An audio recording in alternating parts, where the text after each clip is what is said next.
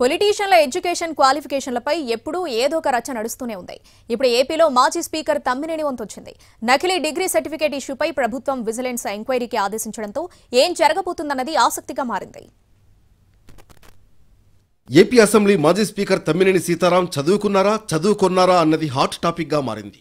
Degree చదవకుండా fake certificate తీసుకున్నారంటూ ఆరోపిస్తున్న ఎమ్మెల్యే కూన రవికుమార్ పోరాటం సాగించారు. దీంతో తమ్మినేని సర్టిఫికేట్ సంగతి తేల్చేందుకు విజిలెన్స్ ఎంక్వైరీకి ప్రభుత్వం ఆదేశించింది. తమ్మినేని సీతారాం స్పీకర్ గా ఉన్న సమయంలోనే నకిలీ డిగ్రీ సర్టిఫికేట్ కొనుగోలు చేసినట్లుగా అప్పట్లో టీడీపీ ఆరోపించింది. హైదరాబాద్లోని లా కాలేజీలో నకిలీ డిగ్రీ సర్టిఫికేట్తో చేరారని నర్సిరెడ్డి అప్పుడు మీడియా ముందుకొచ్చారు.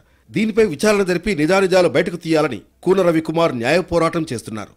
స్పీకర్గా ఉన్న సమయంలోనే ఒక తప్పుడు ఫేక్ ఒక డిగ్రీ సర్టిఫికేట్ని తయారు చేసి 3 సంవత్సరాల లా కోర్సు జాయిన్ అవ్వడం కోసం హైదరాబాద్ మహాత్మా గాంధీ లా కాలేజీలో ఆయన అడ్మిషన్ తీసుకున్నారు. 3 సంవత్సరాల లా కాలేజీలో జాయిన్ అవ్వాలంటే డిగ్రీ పాస్ అయి ఉండాలి.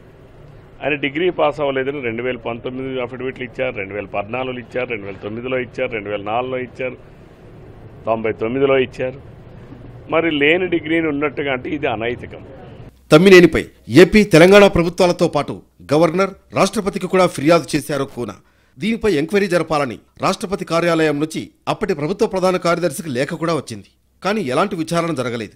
ఇప్పుడు కూటమి సర్కార్ అధికారంలోకి రావడంతో మాజీ స్పీకర్ సర్టిఫికేట్ ఇష్యూ మళ్లీ తెరమీదకొచ్చింది.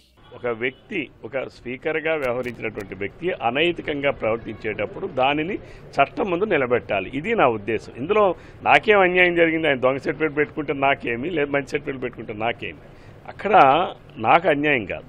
రాష్ట్రపతి కార్యాలయం నుంచి వచ్చినప్పుడు కూడా నేను చీఫ్ సెక్రటరీ గారికి రాశాను మళ్ళీ లెటర్, అయినా వాళ్ళు స్పందించలేదు జవహర్ రెడ్డి గారు. మళ్ళీ నేను ప్రభుత్వం వచ్చిన తర్వాత 3 నెలల తర్వాత నేను ముఖ్యమంత్రి గారికి ఇచ్చాం.